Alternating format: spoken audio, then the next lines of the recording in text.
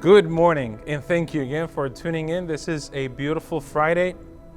There's something in my heart I want to share with you. So, if you're blessed, you should let others know about these devotionals. They are an amazing way to get your day started, and just the way it starts, it will carry on all the way to the end of your day. Today, I want to ask you another question. Here it is. If you could leave anywhere, where would that be? See, for some, this has one answer, an easy answer, and that's it. But for some others, such myself, this can be complicated. Let me tell you why. My birth certificate reads, born in Yerevan, Armenia. My first citizenship reads, La República de Argentina. My second citizenship, current, reads, the United States of America. So as you can see, it can get pretty complicated. And this is why, because, being born in Armenia, I can tell you that I have this special love for that country. Growing up in Argentina with making those relationships, friendships, creating those memories, it will stay in my heart forever.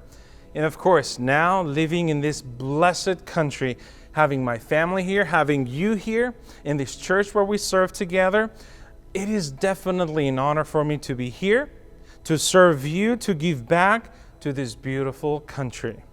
But we all know that there is something more, something deeper to this question. When I said, if you could live anywhere, where would that be? See, it's not about only living in the strongest country, or the richest state, or the safest city, or the most familiar community, or in a beautiful house. There is more to it. For us Christians, we understand that all this is temporary. Yet there seems to be a connecting point where we meet eternity when we find God in His presence. And I hope when I asked you that question, one of your answers was the presence of God.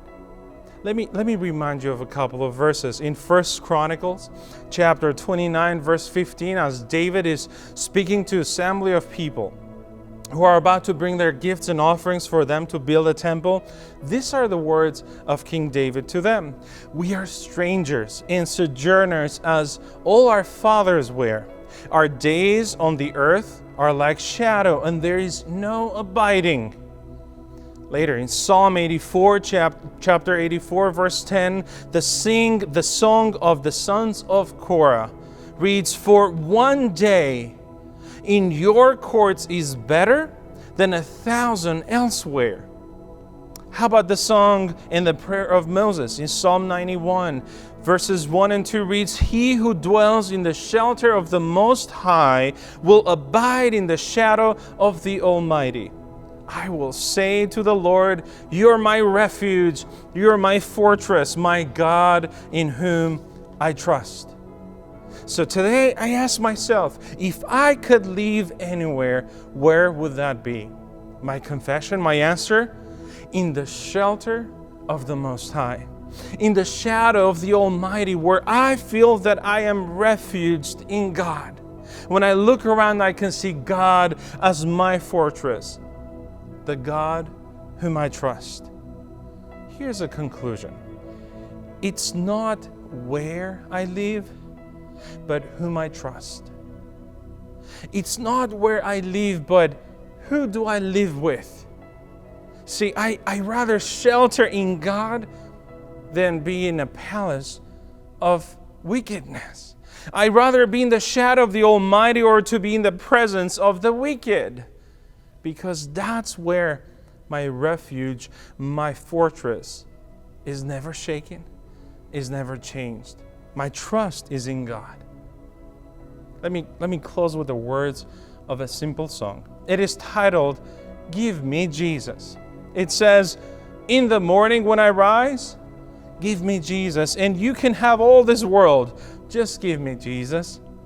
When I am alone, give me Jesus, and you can have all this world. Just give me Jesus.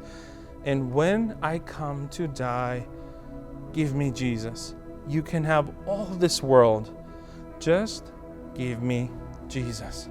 See, friends, you meant the world to God.